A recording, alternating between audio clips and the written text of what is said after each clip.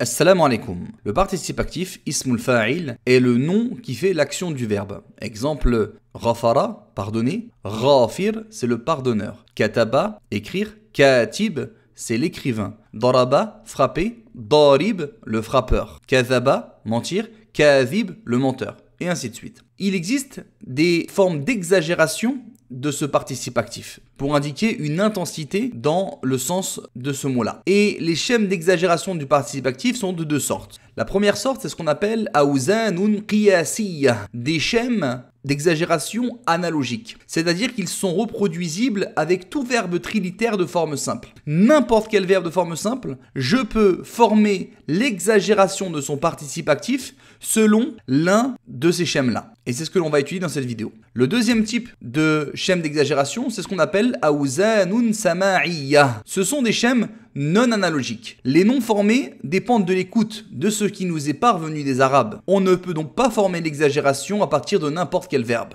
C'est seulement à partir de ce qu'on a reçu des Arabes et on ne pourra pas faire l'analogie en formant l'exagération avec ces verbes-là, awzan sama'iyya.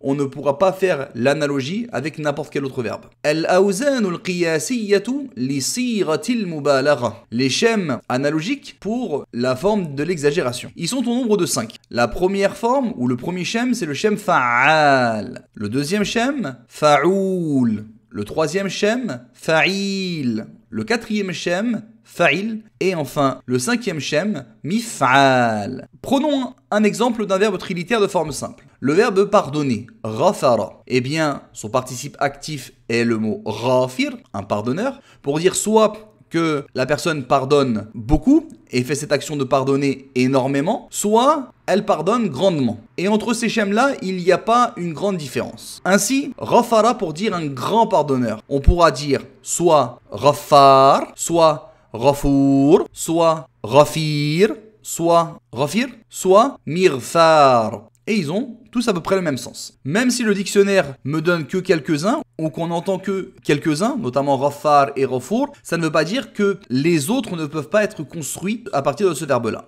Ils peuvent être construits à partir de n'importe quel verbe trilitère de forme simple. On peut former n'importe quel mot d'exagération à partir de ces schèmes-là. Un autre exemple avec le verbe kazaba, mentir. Un simple menteur, c'est un kadhib. Maintenant, pour dire un grand menteur ou un mythomane, on pourra dire kazab, ou bien kazoub, ou bien kazib, ou encore kazib, ou bien mikzab. Et un dernier exemple avec le verbe daraba, frapper, son participe actif simple darib, un frappeur. Maintenant pour dire un grand frappeur ou quelqu'un qui frappe beaucoup et souvent, on pourra dire darab, ou bien daroub, ou bien darib, ou encore darib, ou encore midrab. Voilà pour Al-awzanul qiyasiyyatu li siratil mubalagha. Et dans une prochaine vidéo, on verra les schèmes d'exagération qui sont non analogiques, incha'Allah. Barakallahu fikoum et à très bientôt sur lalanguedelislam.com. Merci à vous.